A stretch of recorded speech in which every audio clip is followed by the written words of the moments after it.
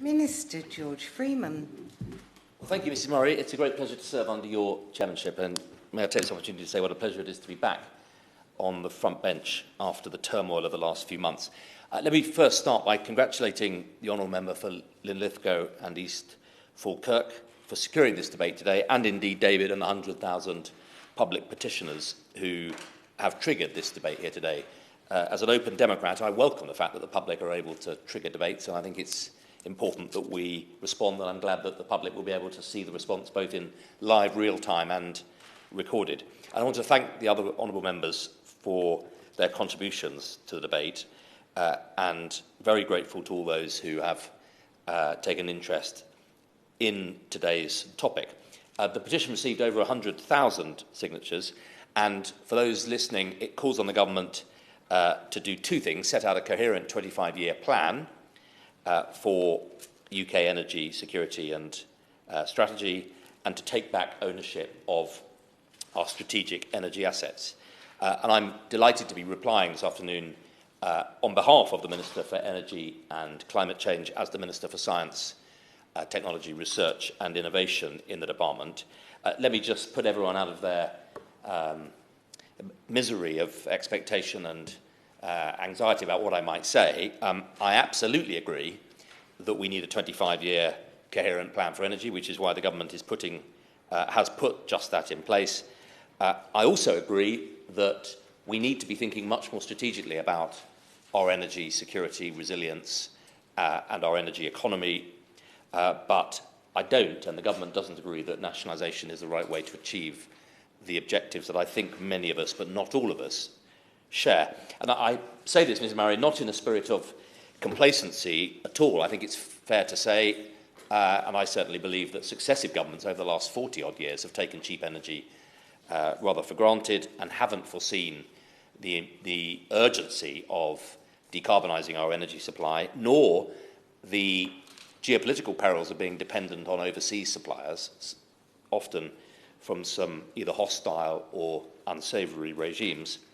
And I'll just finish this list, if I may. I also think it's important that I approach this with no ideology either. I think all parties have had their problems in the past. In the 70s, I would argue that the Labour Party, 60s and 70s, was rather heavily dominated by the union barons, and the nationalised industry didn't do anything nearly enough to promote innovation. I noticed no Liberal Democrat members here today, but I happen to think that their and the SNP's tribal opposition to nuclear leaves them playing one club golf. And the truth is, I don't think there are any easy solutions to this, but I don't want to dismiss the urgency of the problem, so I'll happily give way. Thank the Minister for giving way. He's talking about a 25-year strategy.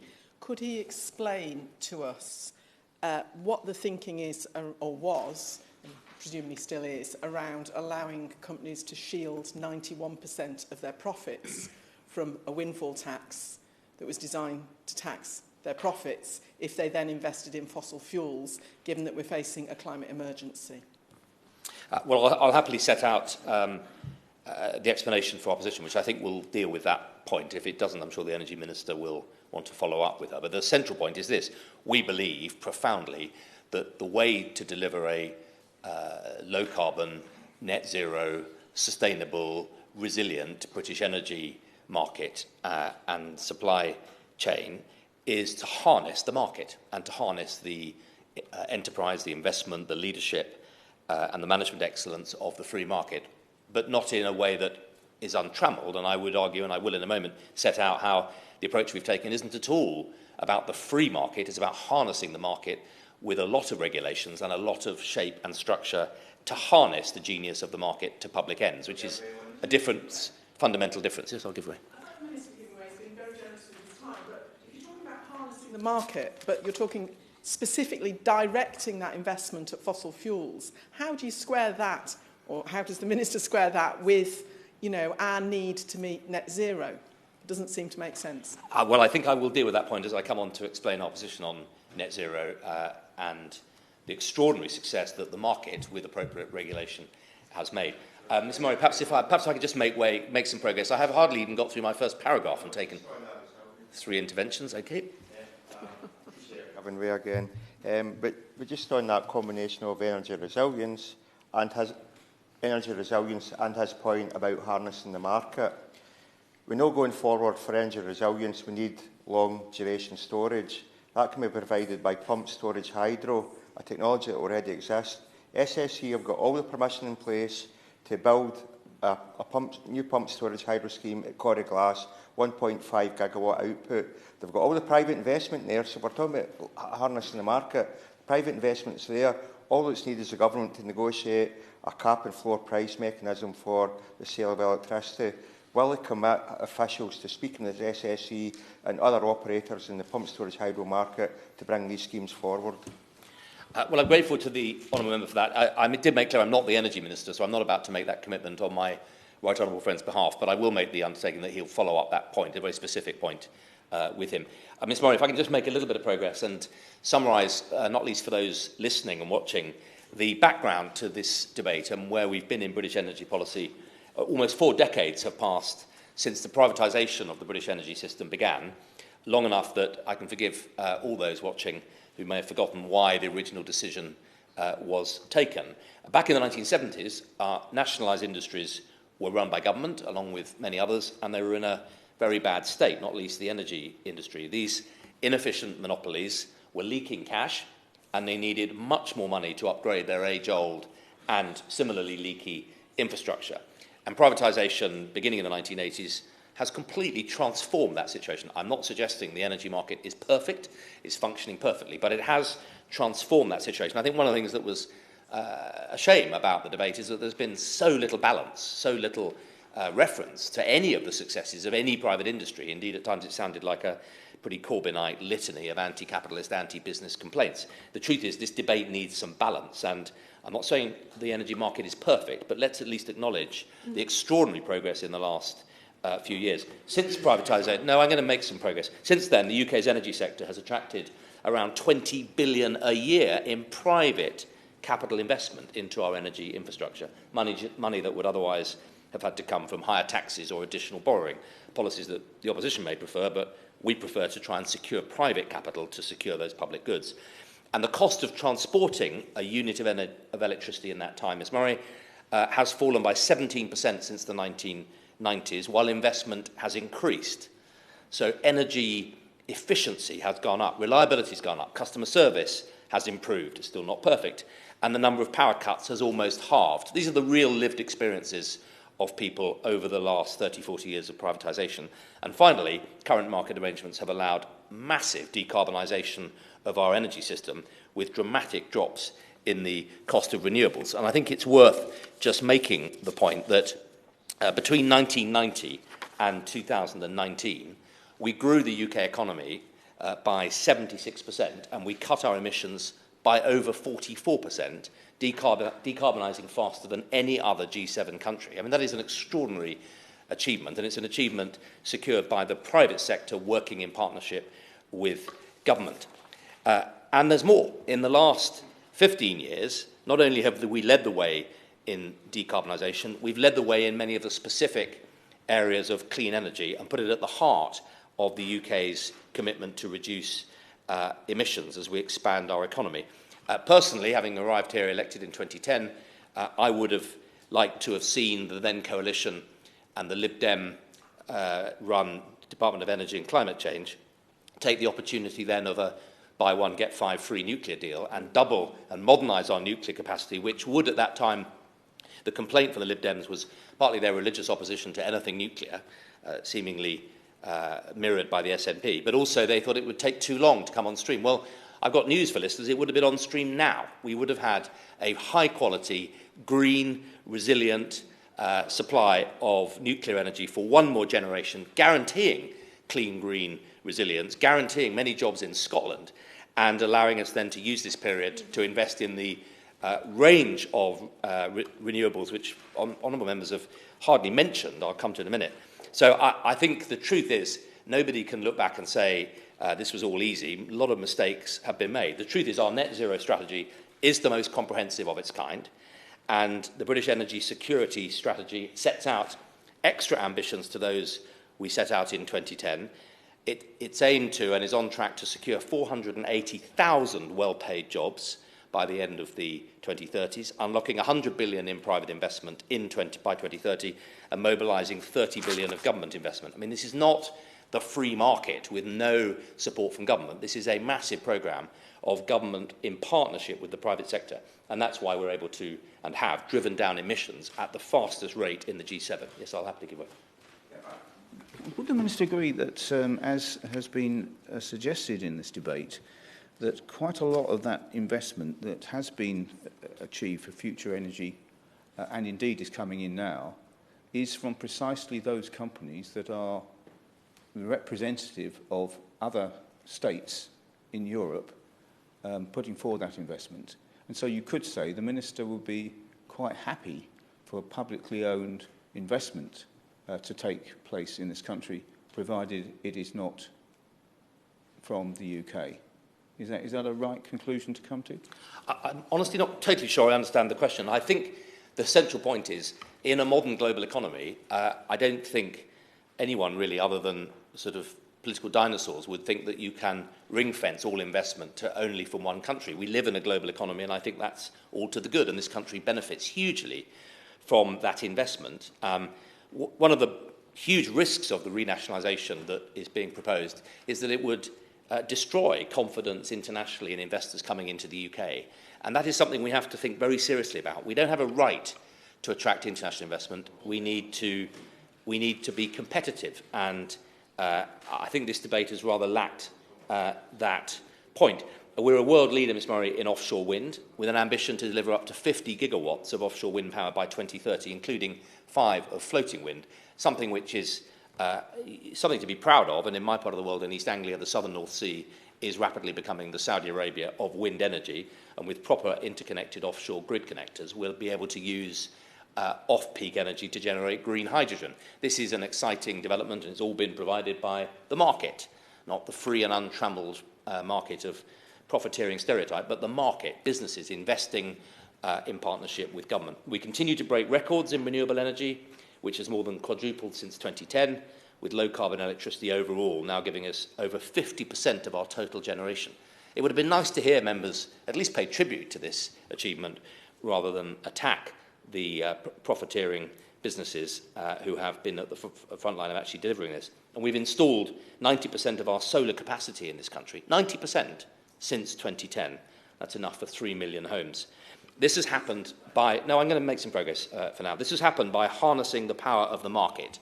I don't think anyone would suggest this has been an untrammeled free market. I'm not here to make that case, others may. This has been a partnership of private and public sector. And that's why the government continues to believe that properly regulated markets, and I've written widely and spoken widely about how the opportunity of Brexit for us to set our own regulatory standards, not in a race to the bottom, but in a race to the top, setting the standards in smart grid, in digital energy, and in new forms of energy, a huge opportunity for us to use that freedom, to incentivise private capital to invest in the energy system, provide the best outcomes for consumers, and promote market competition as the drivers of efficiency, innovation, and value.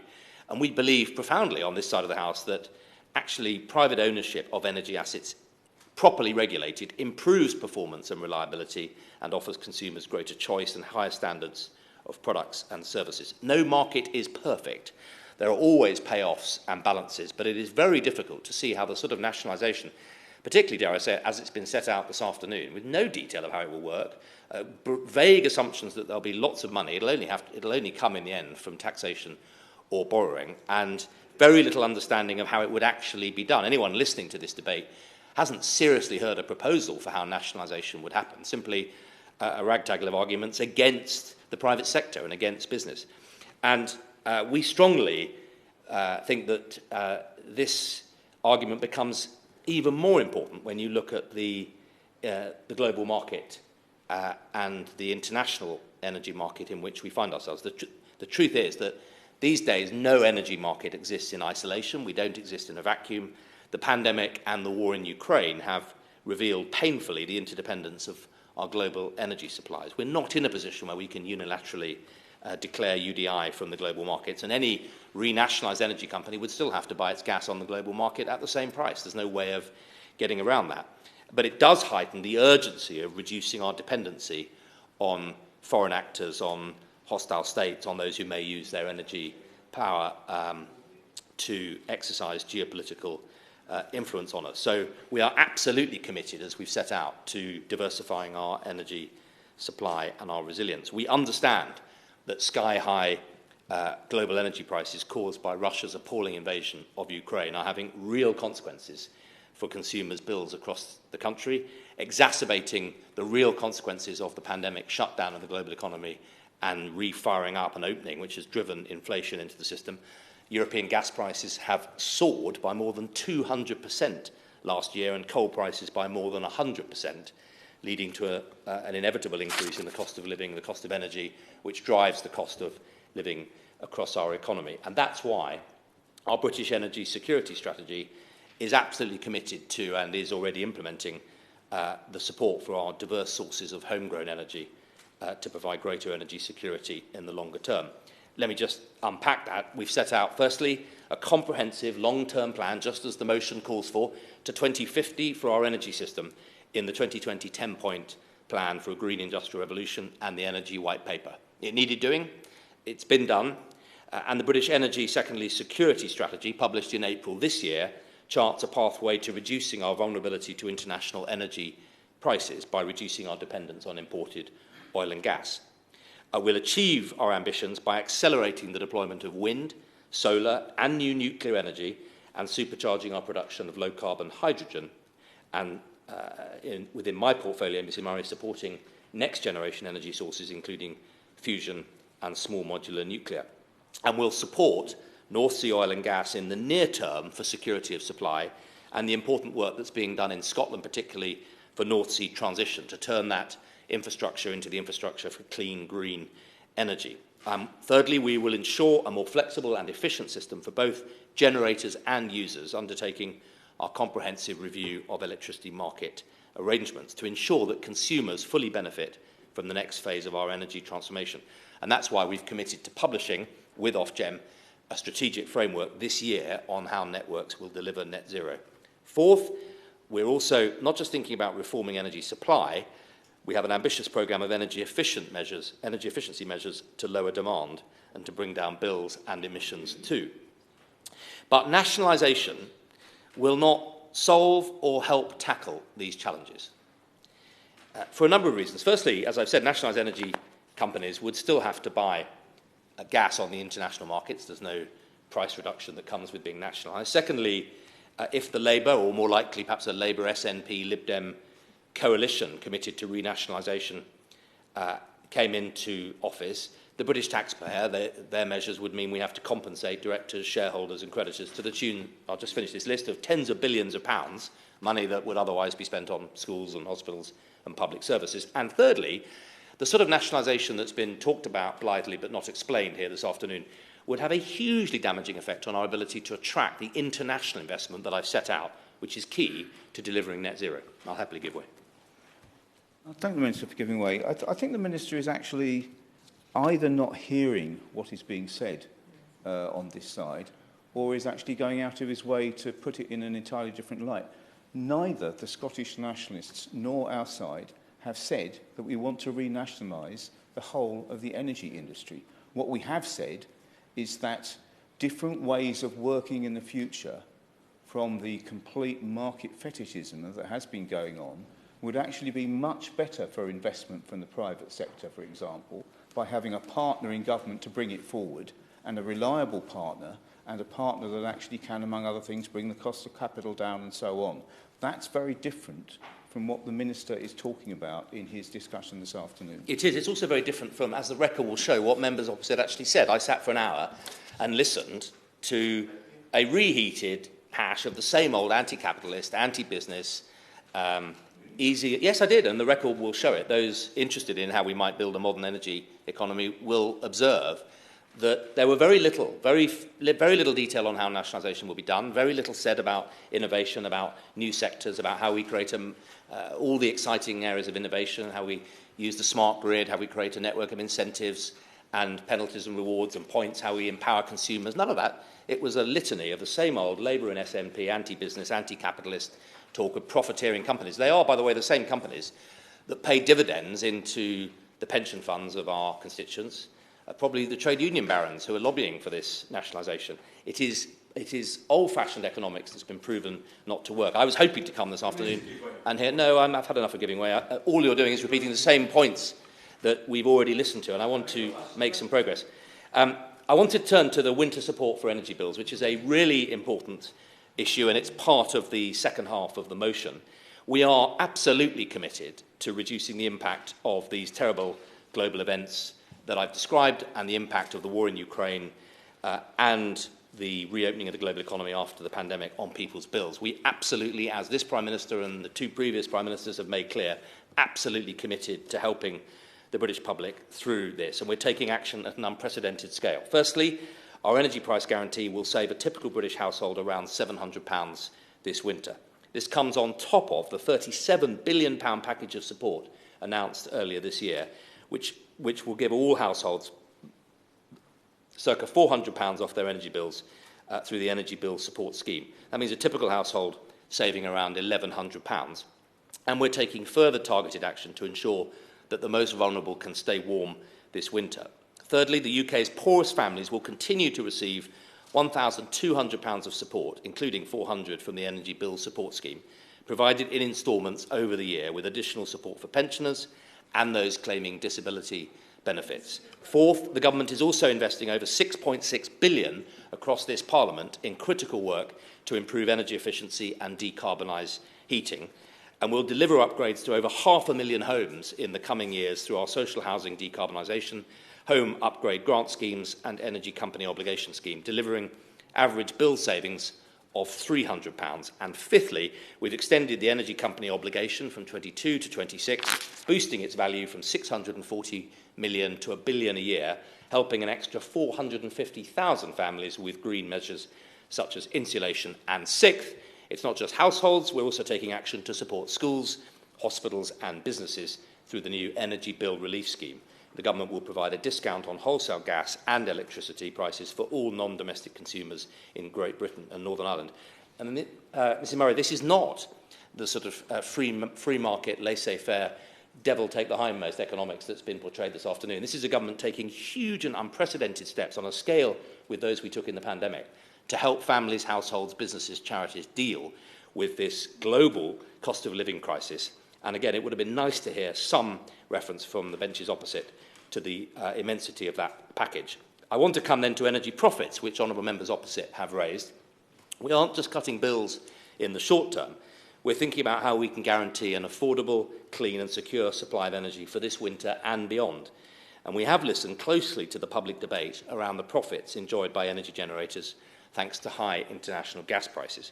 We haven't just listened, we've acted. And that's why in May we introduced a 25% surcharge on extraordinary profits in the oil and gas sector, which will raise about £5 billion over the next year. And that revenue will support our support for those hardest hit by the rise in the cost of living and cost of energy. We've brought forward primary legislation to give us powers to deliver a temporary revenue limit for renewable generation in the wholesale market. And the details of that proposal will be set out in subsequent secondary legislation, and we're committed to collaborating closely with industry to develop it further. And this will return a substantial amount of excess profits made through this price surge to consumers via suppliers. Yes, I'll have to give way. Thank you for giving way. To get some sort of level playing field, why isn't a renewable energy investment allowance that allows tax write-offs for greater investment in renewable energy, but yet there is for oil and gas? It just makes no sense if he's talking about having a cleaner, greener system going forward. Well, I just refer the honourable gentleman to the facts as I've set them out. We are attracting billions of investment into clean energy, into a whole raft of new renewables, and I don't think anyone would argue that the UK is struggling to attract international investment. What we need to do, which I completely accept, is to accelerate the deployment not just of wind and solar, but to continue to invest in the technologies of tomorrow to ensure that we're able to increase global and UK energy supply for a modern society and economy in a way that is clean, green, smart and develops those new jobs. And I'm surprised that honourable members opposite aren't more excited by the opportunities for Scotland in this sector, which would be recklessly undermined by an uncosted, unthought-through plan for both nationalisation and independence, without credibility for how those plans are going to be funded. And that's why our energy security strategy does set out a long-term plan for the whole of the UK that reduces our vulnerability to international energy prices by reducing our dependence on imported oil and gas. We absolutely, Ms Murray, know this is a very difficult time for families and businesses who are struggling, and it's a matter of genuine public concern, as this petition shows, and rightly so.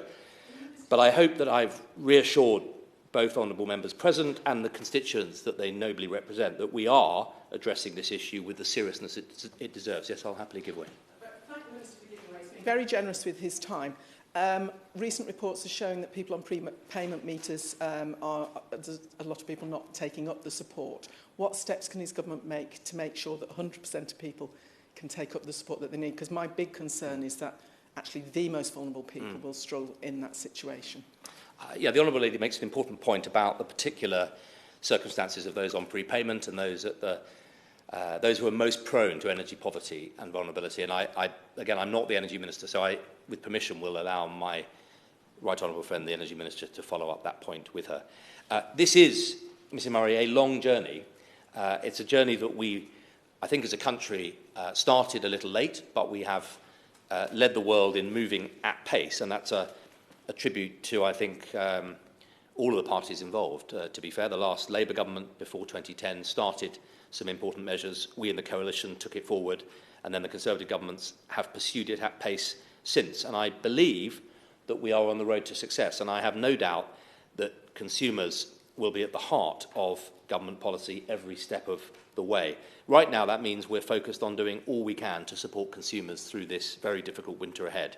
But nationalisation is not the right solution. And I would just say, it has been rather extraordinary for me here this afternoon to see how strongly the old anti-capitalist politics of the hard left have been shown to continue to thrive in the Labour Party and in the SNP. We've heard eons about anti-business, millionaires, profiteering, no talk about companies generating the profits that drive dividends, that supply pensioners with revenue, or public sector workers with their pensions, or the trade unions with theirs, for that matter.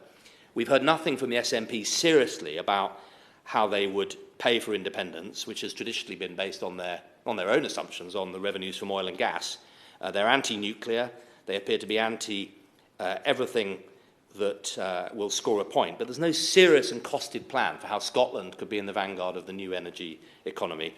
And the Lib Dems themselves, not present here today either, have described Labour's policy of nationalisation as pointless and costly. I honestly believe that...